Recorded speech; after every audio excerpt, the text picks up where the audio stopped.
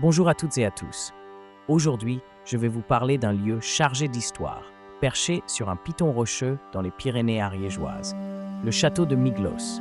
Situé à une quinzaine de kilomètres de Tarascon-sur-Ariège, ce château médiéval offre une vue imprenable sur la vallée et les montagnes environnantes. Il date du début du XIVe siècle, vers 1311, et servait à l'époque à contrôler les accès à la vallée du Vic des Sauces. Je me suis rendu sur place dans le cadre d'un projet personnel afin d'y réaliser un relevé photogrammétrique.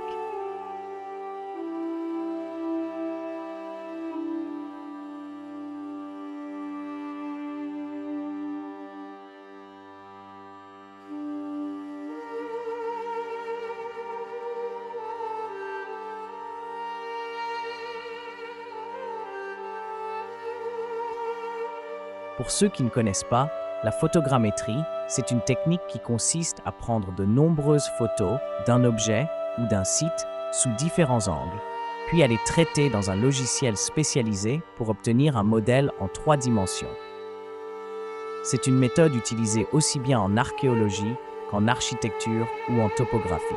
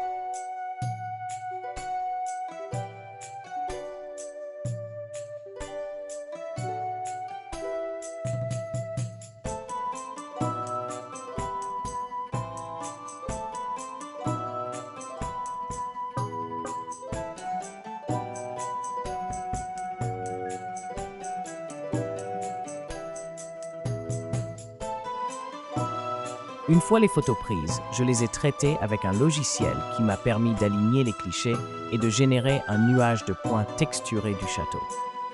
Vous pouvez voir ici que le rendu est plutôt convaincant. On distingue assez bien les volumes, les murs encore debout et même certaines ouvertures. À partir de là, j'ai essayé d'aller un peu plus loin. Je me suis renseigné sur l'histoire du château et j'ai cherché à retrouver des plans d'origine ou des documents anciens. Comme je le disais, le château remonte aux alentours de 1311. Et même si peu de sources précises sont disponibles, cela m'a permis de mieux comprendre son organisation. J'ai alors importé le nuage de points dans un second logiciel, plus orienté vers la modélisation, ce qui m'a permis d'imaginer une possible reconstruction virtuelle du château tel qu'il pouvait être à l'époque. Grâce aux relevés et aux données disponibles, on peut voir approximativement où se situaient certaines ouvertures et même estimer la hauteur du donjon, aujourd'hui partiellement effondré. Ce travail reste bien sûr une hypothèse, mais il permet de redonner vie à ce patrimoine et d'en proposer une lecture plus concrète.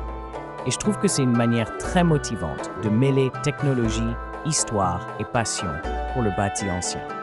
Je vous invite à découvrir le rendu final de notre travail. Bien sûr, il est toujours possible d'aller plus loin, notamment en utilisant un logiciel complémentaire pour texturer la partie reconstruite. Mais le résultat, tel qu'il est présenté ici, offre déjà une très belle qualité visuelle. Ce type de modélisation est également réalisable pour tout type de bâtiment, maison, villa ou encore ouvrage d'art. Si vous avez un projet ou une idée, n'hésitez pas à nous contacter. À très bientôt avec Diakfly.